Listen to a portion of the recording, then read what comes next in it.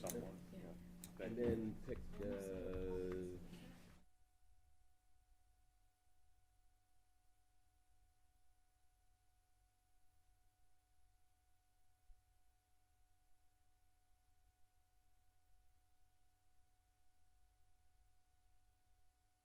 Let's call the Wednesday, November 5th Town Building Committee meeting to order. First order of business is a report from our OPM PCA 360.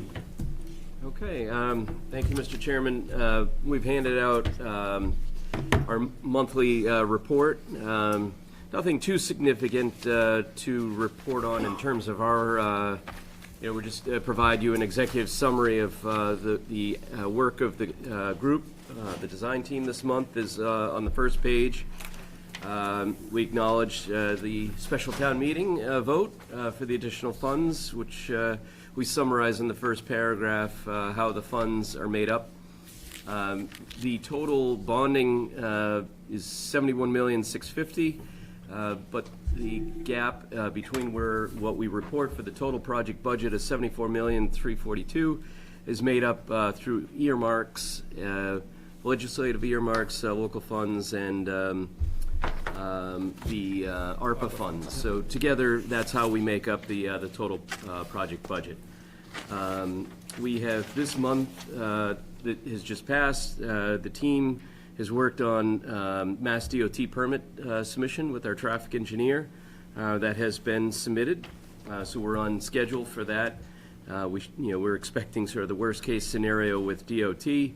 Should have permit in hand well before construction starts. So. Feeling pretty good about that. You are, huh? With them. I didn't get it's your business, so if you're not optimistic, then I should be worried, I suppose, right? By the time they need to construct it, probably. I wouldn't say by the time we break ground, but hey. So we, so if everything goes worst case scenario, we think the permit will be in hand for March. The other permits that were submitted this month, stormwater permit submission was submitted to the Conservation Commission for the town of Middleton,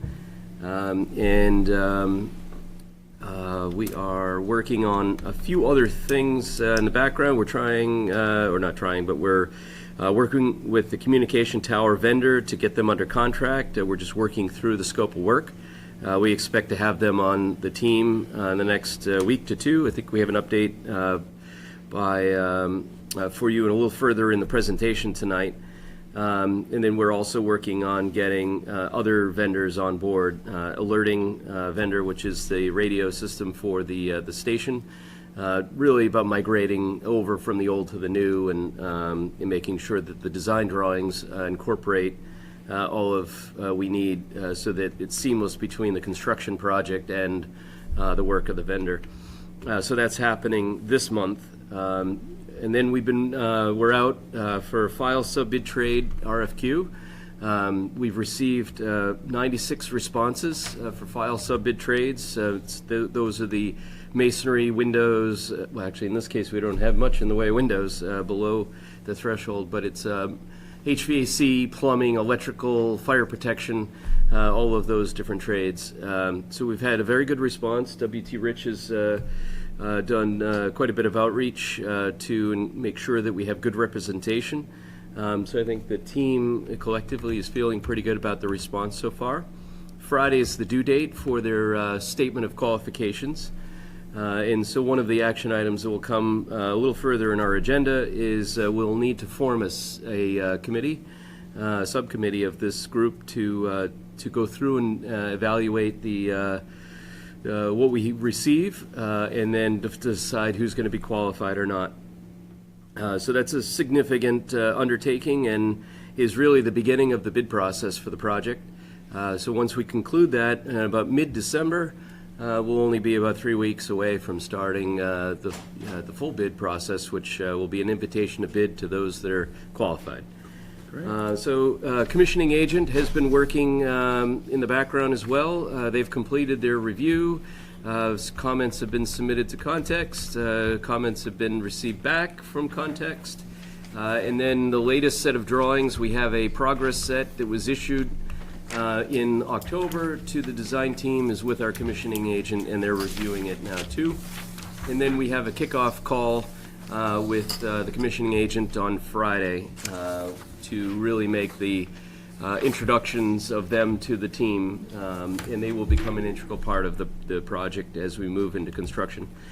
So that's some of the work that's going on in the background with the team. And then in terms of budget reporting, as I mentioned, we have a revised total column on page 4, and that is really unchanged from what we've been telling you all along.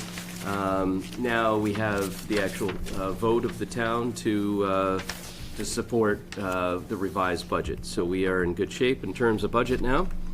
And in terms of schedule, we are on schedule.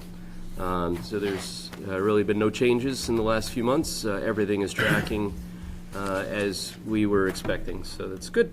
And we don't have any new contractor amendments or any revisions to report this month.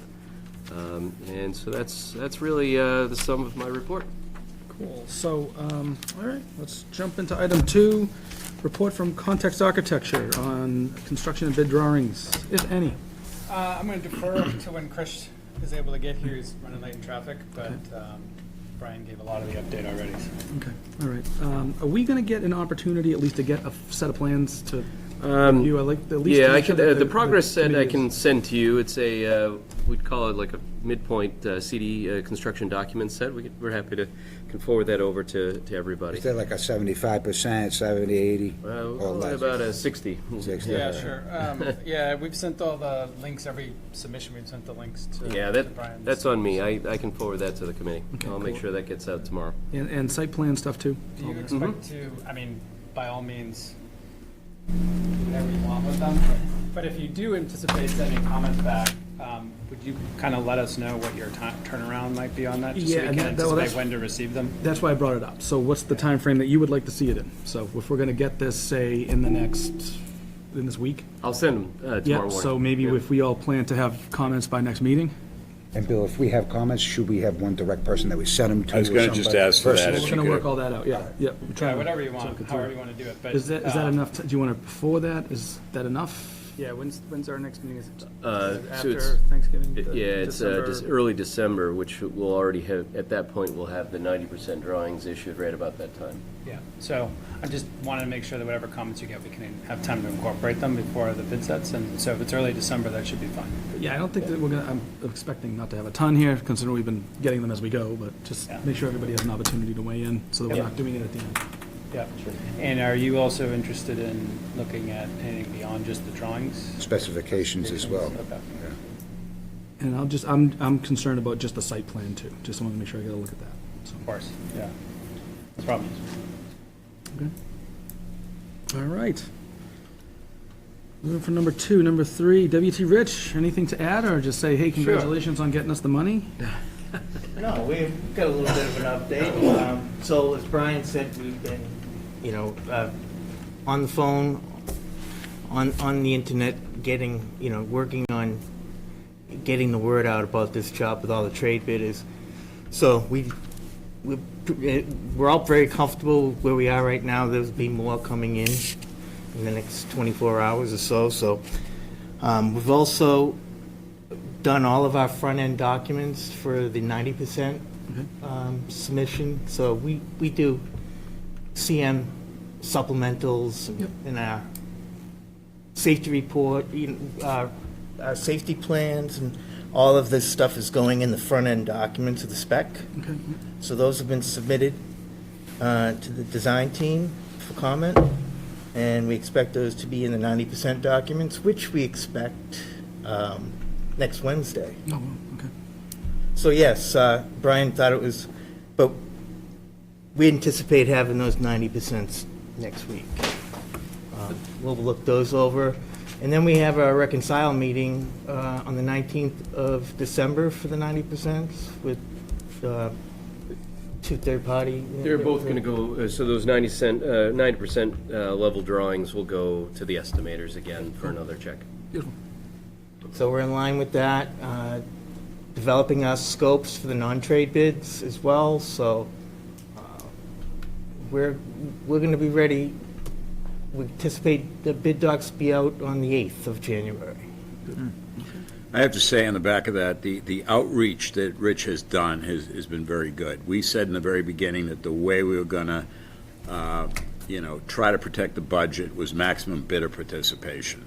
And that's happened there. We're not waiting for anybody to read about this in the Central Register. They're going out to every DCAM certified bidder across all the trades, calling them saying, do you know about this? This is when it's coming out. That outreach, hopefully will be reflected in a good bid response. I think, for instance, on the, Tom, what do you got on the mechanical and electrical? You probably have 6 or 8 companies per trade or something, right? Yeah, I've reached way out. I got some guys that haven't done J.C. Canestraro, a bunch of guys that showed interest, so, So that's it good. right now. It's almost like running a political campaign. You're actually trying to drum up interest, And so, because we want to see the market, and I think you guys have done a Absolutely. very good job at that. Tom, any holes between the different sections? Like, No. you had, like, you're short I mean, on we electrical. we talked last week as a team during our OEC meeting, and we had holes last week, and we quickly got back out and did a second round of, getting on the phones and And then the proof will be in the pudding when they actually submit a bid. Exactly. We'll see how I it mean- goes, right? Right. Brian's going through it now. I mean, Yeah, I we've have got it everything up on covered. on the board here, like, these are the masonry. I know, Nick, you're interested in. No conflict of Well, interest. but the companies, so Fernand, it's all the names that we would have expected. Fernandez Masonry, Lighthouse, Yep. Costa Brothers, Legrand, Waterproofing Company, Marmello, Sandella, Commercial Masonry Empire. I mean, they're the players that we expect in this market. Each of the trades, we have pretty good representation. I mean, HVAC, this is a really good spread of companies, and all companies that most of them we've worked with and know. So pretty happy with the responses that we've received. I mean, it's been great. The next step is getting them to bid. This is only, they get pre-qualified, and then that'll be the next challenge. The big challenge, though, is always elevator. Yeah, one elevator, but that's expected. I mean, it's typically Delta Beckwith is the only one you get. So, yeah. Try as we hire, we go to the unions, we ask them to participate, and they're not interested. Truth is, they shouldn't be a file sub-bid, but they never straightened it out down at One Ashburton, so we just go through it.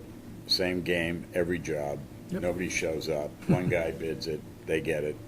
So it's what it is. It's not a big piece of the project, though.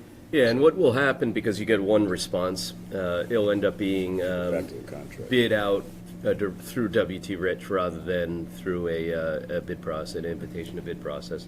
So it basically gets kicked out of being through the file sub-bid. And then Rich will then be able to go to their pool of elevator companies and get bids. So technically, aren't you required by law to at least get 3, let's say 3 bids, but if we only get 2, we still have the option to reject them both and then go the rich route? That is correct, yeah. Well, if you don't get anybody that qualified, then you just solicit bids. We could negotiate with that one bidder, if they're willing. If they're not, we can go out to bid on the street. Yeah. Yep, so all good news. Yep. That's my update. All right, jumping to 4, permitting update, MassDOT PCA 360, already covered. Incidental take permit for the Eagle. Town of Middleton. Sure. So Jackie and I have been going back and forth on that, and we've met with Chris and Kent, our conservation agent, and at this time we've been in contact with the federal government fairly regularly, and we're on track for the New Year date that they had originally committed to. Okey-dokes. All right, that's good news. Nice concise update. C, building permit, foundation permits. So, We do have a building code change that's coming up at the first of the year. So we just, the design team has been talking about it, and we keep that as something that, we're focused on. Our intention is to file a building permit, a foundation permit prior to that change. So that'll Because the lock us code in. change would result in some significant increases to the project in terms of cost. So we will be filing under the 9th edition of the building code. Great. Any questions, folks, on that? 5, status of communication tower proposal / contract. Who's taking that? Captain is. All right. Hello.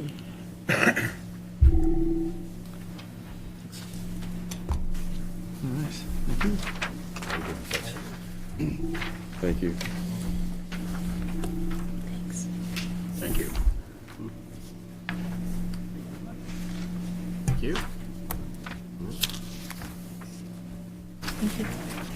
So thank you for allowing me to present on this, and I apologize for the somewhat laborious nature of this process. It has taken a little bit longer than we had hoped. So the necessary evil, the antenna tower, we know sometimes we don't want their unsightly landscape on some of our facilities, but it's a necessary evil for us. So what we've been doing in the background, we've engaged with a contractor, a vendor, Industrial Communications and Electronics. So they're based out of Marshfield, Massachusetts. They're on Mass State bid. They're actually one of the only vendors, I believe, the single vendor that's approved in Massachusetts for this. So I've worked with them in another profession outside of Middleton. They do excellent work, and they're used in many municipal projects. Our launching point for this project was actually the city of Wellesley, town of city, and we reached out to them. They recently completed a project very similar to this in their community, and we used that as an initial framework. So what you'll see here, our goal here is to establish an 80-foot tower at the rear of the property. What this is basically going to do and provide for us is encompass everything that's needed for public safety in Middleton. The thought process was to include everything that we currently utilize in Middleton and then basically provide for expansion in the future. We've included in this project appurtenances for Middleton Electric Light, the Highway Department, and then the potential for any SCADA type equipment, supervisory control equipment for the Middleton Electric Light Department, should they need to go that route. A little bit blurb in the project summary on your first page, but where it really gets down to it is the budget worksheet on the background. What you'll see on the back page, and just to kind of review the itemized content there, the tower purchase and installation is the quote that we received from the vendor Industrial. The remaining line items are equipment that we would source locally through Middleton. We have engagements with vendors that are on state bid that would provide this equipment, meaning the control station equipment, the telewave antennas, kind of the technical details of that. That would be provided to the vendor. They would install everything on the tower, and then everything from inside the building on would be installed by our people here in Middleton, and I say people, but largely me. That's one of the benefits that we have in Middleton is one of my, I guess, passions, anybody who knows me would say, is the installation and maintenance of the radio systems here in Middleton and the surrounding communities as well.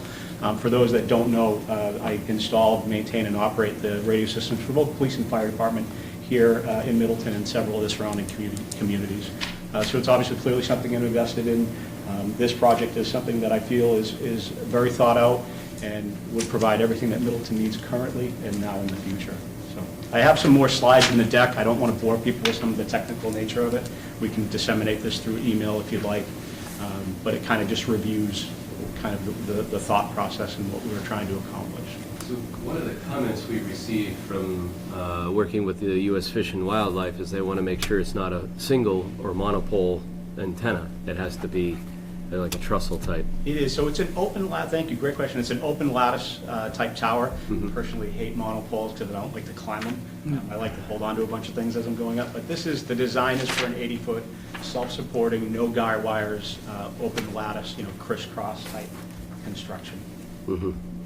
They do it soup to nuts. Yeah, they do. Foundations up. Correct. What they will do, in my experience with them, they will do the soil analysis, which we've been providing to them, the preliminary nature of it. They'll research that and do the geo stuff and make sure that everything is good to go. They'll install the pad and then put the tower in place.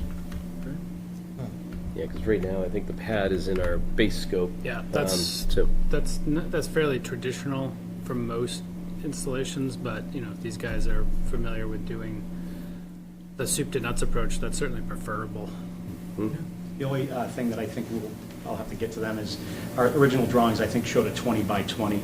Yeah. It's a 25 by 25 in the Wellesley design, so that's in the details. I'm sure they'll figure that out, but I just want to make sure that we don't miss the mark. that's it. there. We're going to move the building. Just going to bump out. We in the 300-foot buffer. So I assume this is on budget with what we already had, folks? Yes, that is correct. Folks, any I don't have any more questions. Committee members, questions? What's the strength of the tower? So I don't know the actual, the term is KIPS that they use for in terms of the wind load. I'm not sure what this one's rated at. I believe it's technically a medium-duty antenna. The company that designs the antenna, it's a company named ROHN, it's R-O-H-N, and they actually sell you a tower based upon the wind load historically in your area. They actually have on their webpage a kind of graph of the United States that shows where some towers can be placed and some cannot. So, but they do a very thought-out structural analysis of it, and that's part of the bid package. When I reviewed the previous one, you'll be able to review that data and see, what they expect to encounter for rime ice during the year. And then they'll take all of the equipment that we've specified and do a structural analysis based upon surface area and what it could potentially do or not do. Way above me. Megahertz and nuts and bolts, chief, but Right. KIPS are out of my comfort area. Tyler, Yes. I would just recommend that you get if we had the foundation already in our package, from a union stamp, we have a carpenter's agreement, and we would probably want to incorporate that with our package from a foundation, and then I would get a breakout, ask them to break it out, and we can go through it. Okay. It just might be a jurisdictional thing. That's the right idea. Good point.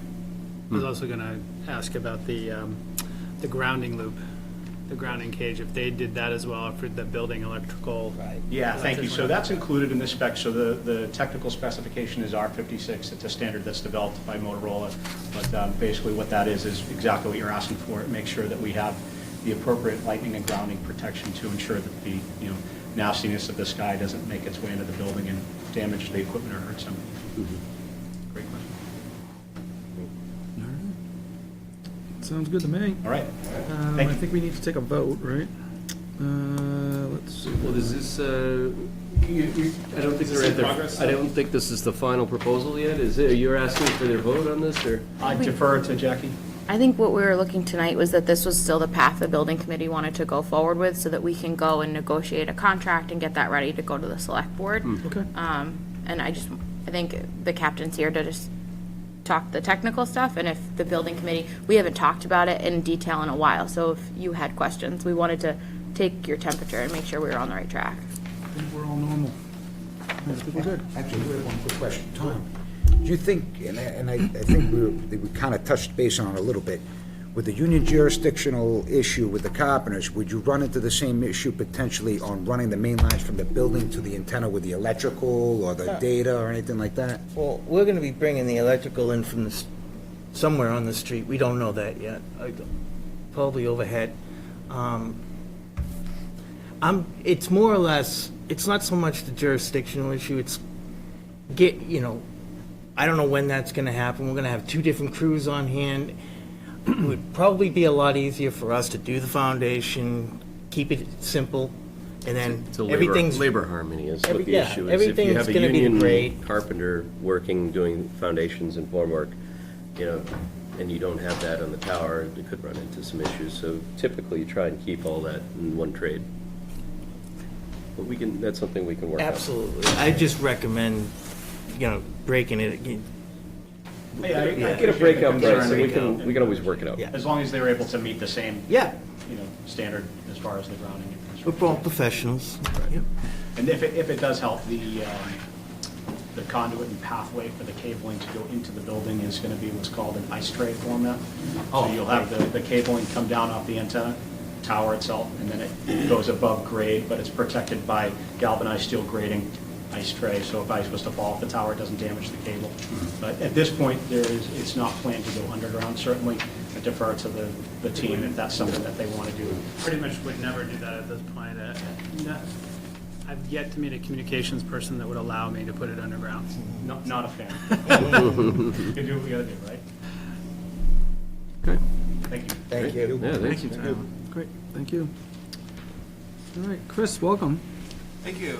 Do you have any updates on, for us? We I think skipped- that we deferred We to skipped your, we skipped Waited for you folks. to arrive, so you Yeah. get to give any updates that you want for our firm. context. From TTX. Well, we're deep into preparing for the set that we'll issue next week for pricing. Holding weekly coordination meetings with the consultants. So everybody's working pretty hard towards this date to get a good set. We're having weekly meetings with W.T. Rich on some operational issues. That's where we are. Okay. Seems consistent with what everybody else is, so that's good. Yeah, we're in the weeds. Any questions for Chris, guys? Do you want to talk at all about your meeting on the kitchen? Sure. We're not putting a Viking in. No Viking. We actually had a few meetings with the equipment specifier.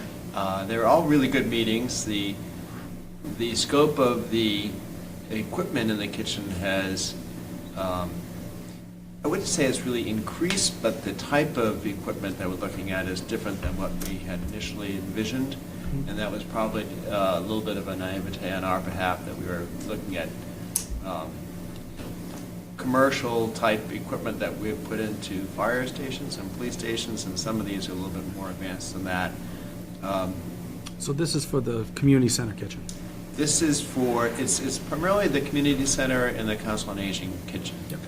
And it would be a kitchen that's used by trained individuals, whether they're staff people or contract people, caterers, cooks, who would come in and perform, a meal to be served to people in the meeting room. So a lot of the equipment, there's like 2 pieces of cooking equipment, 3 refrigeration type pieces of equipment, and the rest of it is really warming ovens that are on wheels that can be rolled out to serve the public, as well as a dishwasher which has a 90-second cycle, which I guess is what commercial or restaurant dishwashers do nowadays, so that you can process a lot of dishes and glassware in a short period of time. There are additional requirements for plumbing to meet with the Board of Health. Some of those are, you need to have a janitor's sink in the kitchen, but it can't be a standalone sink. It has to be in an enclosure, whether that's an architecturally built enclosure, or they do make enclosed janitor sinks, which are, it's all a little bit more expensive than what we had envisioned. So I've asked the consultant to go back and to look at other manufacturers and come up with some additional pricing. His initial response to me was that he certainly can do that. These are ballpark numbers, and once he starts becoming a little more specific about the model numbers, the pricing will be more reflective of what he's specifying. He feels he'll have that in a few weeks. I stressed to him I really needed enough information to be able to provide W.T. Rich with data that they could price. So we do have a list of equipment from him. We do have a good plan from him, and the equipment does provide the information needed by our engineers for power and for venting. Okay. But it is a little bit more involved than what we had initially Rough priced out. estimate on the overage? I think we're looking at about 100,000 over. Just shy of that. Part of some of the estimate from Crabtree was, we could classify them as plumbing items, so I have to call out of their estimate some of things that we can move to FF&E, so. Yeah, that's Yeah. right. I think the better way to look at it from your perspective, it's still in progress. So it's not like we're adding $100,000 to the project. It's just It's not in the midst finalized of yet? the. No, we're not reporting out on it because it's finalized. We're reporting on it because they hadn't had a meeting until last week. And since we hadn't met as a group and they had that meeting, we wanted to tell you that they had the meeting. They're still in the kitchen making the sausage, I as they get say. it, I get it. Literally. I'm just asking what the rough ballpark Yeah. at this point, it could change, I guess. Well, yeah. It will change. I think it will. It'll go down. I think what Brian just alluded to is actually really true, that we did have additional storage and prep areas that were going to be on the non-consultant side, but on the architectural side, and now he's taken that over and made it part of his package. Some of it is equipment that we easily could transition back to the architectural side, which I think might produce some savings, because we have other storage items and shelving like that in other parts of the building, both buildings actually. But I felt that this pass for the first real plan and equipment list that he provided to us, we needed to have him look at the entire area as one area, because it does affect the mechanical, electrical, plumbing, and fire protection. I wanted to get that information to our engineers. Yep. Questions? George, you looked like you wanted to ask one, so Yeah, I mean, the floor is yours. it's no big deal to design a kitchen. I mean, and I say this because we did it at our church, I don't know, maybe 4 years ago. We didn't have a consultant come in and tell us what to do. We knew what we wanted to do. The health director worked with us, said, you need this, this, and this. We did it. I mean, it was simple. I just don't understand. It's I mean- simply, it's nice to have it in the contract drawings, going out to bid versus asking for it later, thinking about it and doing it later. Everything will be coordinated and ready to go. I would say it's more than just nice, it's required. This is a public bid project. If we don't do it the right way, you're gonna get change orders left, right, and center. And you don't do that when you're doing a church. Yes, we do. Well, you don't get, you don't have that type of significant pressure on you that you have to have the documents perfect before you ask a contractor to give you a price. And you have to have them detailed enough for 3 different independent public bid contractors to bid them, Well, so that you that's don't true. actually You don't have have to anybody get to- looking at the angles and say, hey, well, they forgot that piece, so I can charge them an extra $100 for that, an extra $500 for that. So that, it's not about like just selecting, because we do church work all the time, and it's totally easy to go and say, okay, put these few things together, make a church kitchen. This is So more many words, about, the difference between a public and a private job. exactly, making all the pieces fit really tightly together. A lot of constraints. But we're still working it out. The big thing was, we had a meeting on it. We hadn't had that until last week. And since we met, this group met, we did have that meeting. And so now we've got the stuff identified, and these were all rough ballpark numbers. I mean, Brian and I were talking about it today in the office, and he was saying, this guy's inflated this number, he's way out here and he's way out there. So we're already working on the money. We're not there yet, but we wanted to tell you that we had the meeting and that the thing is happening, and it was part of the design update, I would basically say. Is that good Building, for you you? all set? We were part of the meeting process, Andy and I. Yeah. Okay. We'll let you know once we've got it all worked out. Yeah. All right. Any other questions, folks? Hearing none. 6, approvals of various pre-construction tasks. A, third-party pre-construction survey of surrounding properties. Yeah, so this is something that we do on projects when we're working in close proximity to neighborhoods. And the challenge that you have sometimes with, although we're not blasting, we don't expect to have any ledge, you still have to use vibratory rolling, to compact soils, and people can get a little unnerved about that. And it's a good idea to protect the town to go before the work begins to survey the adjoining neighbors' properties, photographic survey, just to document condition of foundations, walls, cracks and so forth. Invariably, once there's activity on the site, all of a sudden people start taking a hard look at their houses and they see things they didn't see before, and they attribute it to the project. And so by hiring this third-party company to go and do the documentation, it protects the team and the town from any future disputes. There's more than one instance where we had to bring a professional building envelope consultant or a structural engineer out to say, that crack, ma'am, has actually been there for 20 years. And it happens. So pictures are good. Yeah, I use it all the time myself. So one of, so our recommendation to the building committee is that we should solicit proposals for the services. We haven't done that yet. But one of the questions is, to what extent do we want to do that? It's subjective of how far and wide you go. Do you just do the adjoining properties? Do you go 300 feet from the construction? I mean, there's no real, In our case, we don't have a ton, right? I mean, you don't have a you lot. don't. I would say just, because I wouldn't say the entire abutting group, because the people in the back 40 there, I mean, they're not going to be affected. So I would say anybody within 500 feet of the work zone. Yeah, so that's Does that sort of the sound right? Does guidance that we were sound- looking from Yep. you to say, you know, Language sort would of be- from the point of excavation, 500 feet away, anybody within that envelope. That's good. And then, what about on the north edge of the property? And we have digging, but we're not necessarily compacting. So it's really the excavation of the building and anywhere we would be vibrating. It's 2 houses, I think, or 3 houses, right? So, Yeah. I mean, I'd say just To do it. include them just Yeah, as I mean, they don't necessarily. Taking pictures. Well, keep in mind, they may not let you in, so, right? I mean, so, you know, typically what I do in my stuff is we offer it. If people take us up on it, that's great. And then we also say if anybody wants to, let us know and we'll incorporate them. Exactly. Right. That's how. And that's if how they I've always refuse you, you know for the record that they didn't let you in. Yeah. So if they come back later with a claim, you go, but you didn't let us in. And even where they refuse, if they'll allow it, sometimes we can get the outside of the house, we just don't get inside, right? done. Exactly.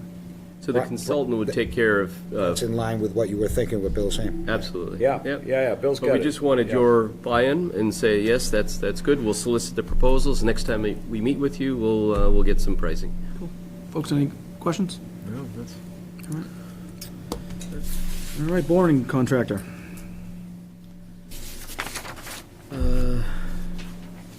Where is that? ASR for traffic consulting engineer to perform borings. Oh, okay. Yeah, I actually received their proposal. It's going to be billed as a reimbursable expense. Part of our contract with them is they did give us a budget.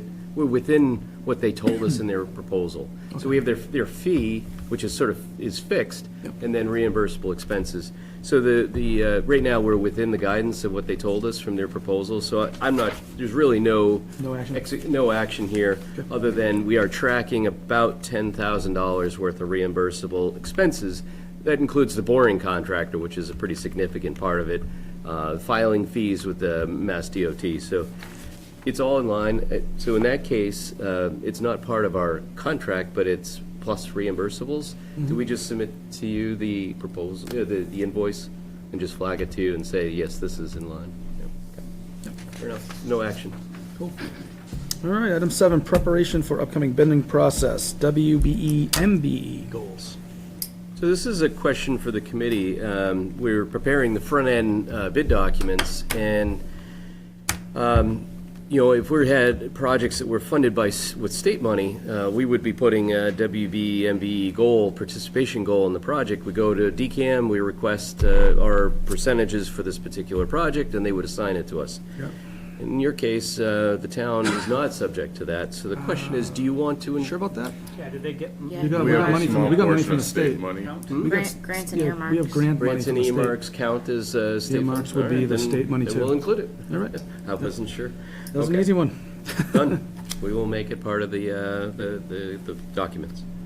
B, status of filed sub-bidder process and timeline. I think we already had that from our updates. Establish a filed sub-bidder selection subcommittee.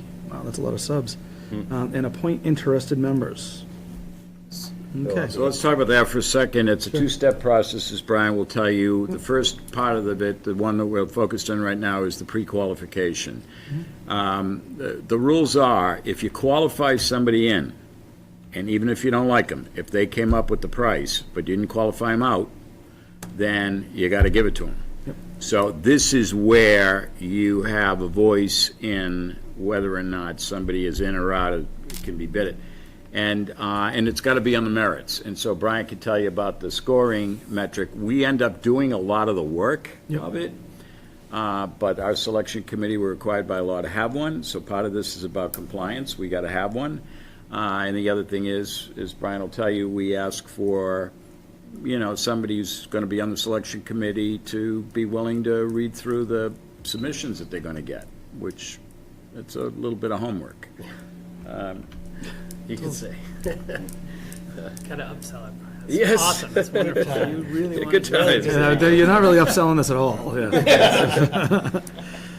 So who? Mr. yeah. Chair, if I could also offer, that I think it would be a working group, might be more appropriate vernacular than a subcommittee.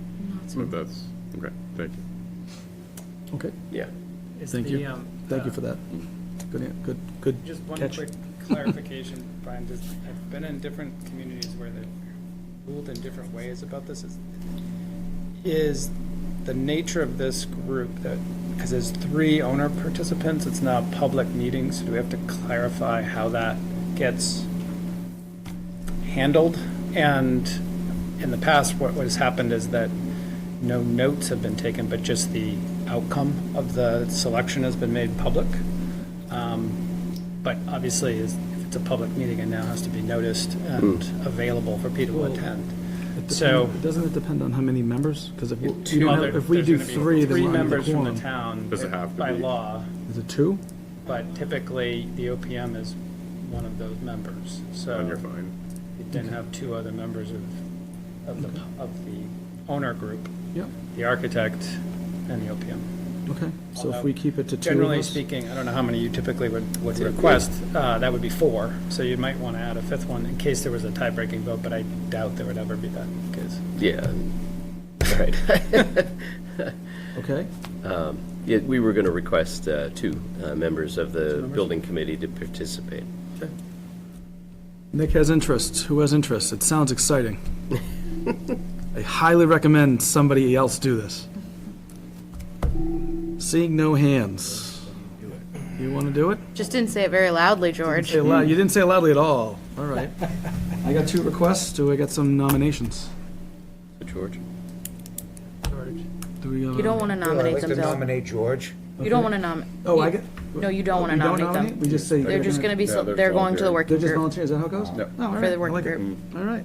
So everybody good with that? All right. Gentlemen, enjoy. That sounds exciting. Nick and George. Nick and George. And Tom, will we be meeting with you as part of that? Or Brian? We'll be meeting as a group probably online. Yeah, virtually. So the other people that we'd like you to appoint is a we have to have one representative Yeah, I mean, of we the have to do it architect. by law. And then would the committee allow PCA 360 to have, 1 person present on that committee as well? I have no problem with that. The working group. For this, for the I know, but it's just important that it's a working group. working group, yes. For the working group. I don't see a problem with that. Any concerns? Everybody's good with it? Yep. idea. Congratulations, gentlemen. Thanks. Joy. Okie dokie. Moving along. Look at us. We're going well here. Bidding and construction phase financial processes. Recommendation to select board to authorize the town administrator to approve A&E contract amendments that are less than $10,000. So I think this is something that was, Jack, you might be able to remind me here. I feel like there was something like this put in place by the select board at one point. I think Yes. we discussed this as a board, too. I mean, a committee already. Yes, but we need to do it again because that was when it was me, Yes. and I'm no longer that. So we need to make sure they do it for Justin. Got it. It's also, they did it for me only because I was interim for time-sensitive emergencies. Yes. And we want them to not have to be, we want to be prompt, so they need to vote it for Justin, but also so that it's not just time-sensitive emergencies, it's all 10K and under. Any regular change orders or. Exactly. Because that was a very prescribed initial approval, and we don't want to be bound by those prescriptions. Gotcha. Okay. Okay. I don't have a problem. I'm happy to take a motion from somebody. Do we have to, I'm assuming we have to vote for this, right? You do. I reckon. You can. I'd like to make a motion that the building committee provides recommendation to the select board to authorize the town administrator to approve A&E contract amendments that are less than 10K or 10K or less. There you go. Second. Second, all in favor? Aye. Aye. Aye. None opposed, okay. Moving. All right, discussion on the approval process for proposed construction change orders, PCOs, possible appointment of 2 members. I don't think you have to decide on this tonight, but it's something we want to talk about. Correct. I think we can, well, we're here to work, so let's get it done. Yeah, but I'm just saying, the story is this, that and you know this for what you do, when we're building this job, we're going to have weekly meetings. There will be small, what we call procedural change orders or PCOs that are going to come up. A lot of them are nuisance stuff. They're minor adjustments. They can get large, but generally, a lot of it's just ebb and flow, transactional stuff on a project. Every week, these are going to come up. We're going to have a job meeting in a trailer, is the way we've been doing it until we got to COVID. And we sit in the job trailer, and we go through any change orders that may have come in that week, however small, PCOs we call them. And in most cases, the professionals that you've hired to work on the job, the project management team and the architect have already looked at them and are making a recommendation. We know it's in the drawings, we owned it, we didn't own it, we missed it, somebody didn't do this, somebody did do that. We've already got all the facts and circumstances.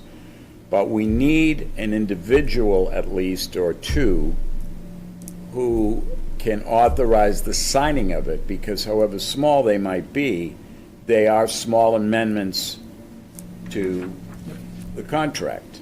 And to give you a sense of it, on a large, do we remember how many PCOs we had, let's say, at Southwest or something? You want to take a guess?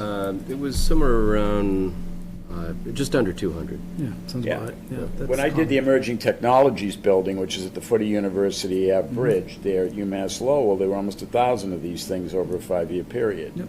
There's just, and you know, anybody who's worked on a large capital project, there could be 10 of them in a given week. Yep. So yeah, it's one of those things where you have to be present to it. You can't mail that one in. You need somebody who's be willing to basically come to the construction meetings, or can come in on a Zoom during the construction meeting for an hour or half an hour usually, and then sometimes you need them during the week. We encourage all of our subcontractors to give notice and to say, listen, if you got this change coming, you got to get it in by this day. If you don't, it's going to bump out. And then the guy comes in and says, if you don't sign this by tomorrow morning, the following 10 things are going to happen, right? You've all been there before. Going off the job. I've definitely been there. So, at which point you find yourself in a kind of a crisis management mode almost every week. And I'm saying this before we started. It's just the nature of the beast. It's how it gets done. There's a lot of rough sledding in this when you're out there doing it, because a lot of subs don't open the drawings until they're about to get to the job and look at them and they go, hey, wait a minute, isn't he supposed to do this first? And you get into this stuff all the time. So we need somebody from the town that's going to be able to authorize these change orders while we're going, not next week, not a month from now. Up to a certain dollar level. When they get bigger than that, then we go to a different body and it's a different level of approval. Yep. But I'm talking about the stuff that goes on every week. And some of them may be chargebacks between subs. We have to sign off on it. You know, it's an open book process, so it could be transfers within the GMP. It could be we might have holds and allowances in our budget. That's right. That we might be drawing off of. So it's not necessarily a change order, but it's transactional moves within the GMP budget. Bookkeeping. And somebody's got to, on the ownership, has to sign off on that. And I have no problem doing it. I mean, I have experience with it, so I don't mind being one of those members. And also, if I could just interject, when we had talked about it a couple weeks ago, there was a request that your team provide some type of recommended threshold. Do you have anything in mind? I think we'd like to, we're going to answer that, but I think we want to huddle a little bit as a group here and see and have some discussions with W.T. Rich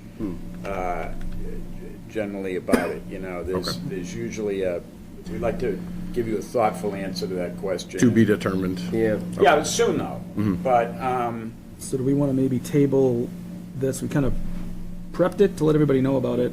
You know, we're going to need some rep from your end to be present to it. Right. And thinking by the two, way, right? if you set the dollar thresholds, Yeah. and then you're 3 months into the job and you want to change them, it's okay. It's our rules. It's not something that's ordained in law. The point of the matter is, we're spending the town's money. We need to know how many levels of approval we need. Right. The big thing that's unorthodox, it's unsettling to people who don't do it every day, is the stuff's coming at you like this, right? And that's why you need somebody who's Johnny on the spot right there, you know? So basically, for the benefit of the group, the intent is that we can be more nimble when we have to respond to some of these things, but if it's something larger scale, we would come back Right. to the, monthly meeting or however frequently you all hold it, just to get the input from the rest of the board. So I would say maybe as an action item, you guys come back with kind of some levels here for us at Yep. the next meeting. Yep. We can all think about who wants to do it. I have experience with it, so I'm more than comfortable doing it. Might make sense for me to stay with it, if everyone's good with that. And then we can figure out whoever wants to be number with me, or if you folks don't want me to be there, that's fine Well, you too. just did the public safety job with Bond, right? That one, and then I have a couple of other ones that I've. Same deal. I've done Exactly a the few same deal. vertical construction projects, so I got experience with it. I would suggest that the people that were signed on to meet, to attend the construction meetings, be the ones to sign off on the change orders. So we talked about that, right, back in the day. So who were the folks that were in? You think you were, right? Was it you, George, and myself? Is that who it I was? might have been. And I too. thought Nick was too. Yeah, okay. I don't think it was So- that many. though. If we only need two, yeah, I mean, I don't think we can go all four, because then we'd have a quorum, so Yeah. that's not gonna fly. Well, you might, at a certain dollar level, Yeah, right? Remember, some of this stuff is between 0 and a number is one kind of transaction. Then there's probably a mid-tier, and then there's a higher tier, right? And usually I don't think, just to clarify, you were talking about, having everybody meet in one location, therefore creating a public meeting on site, which you don't want to do, like even if the you have numbers Zoom, of even your if it's a folks. Zoom thing and there's Yeah. four of. Right, we usually have wherever about it four is, folks, so that's not- you don't want to have enough to actually create a 48 public hours. meeting.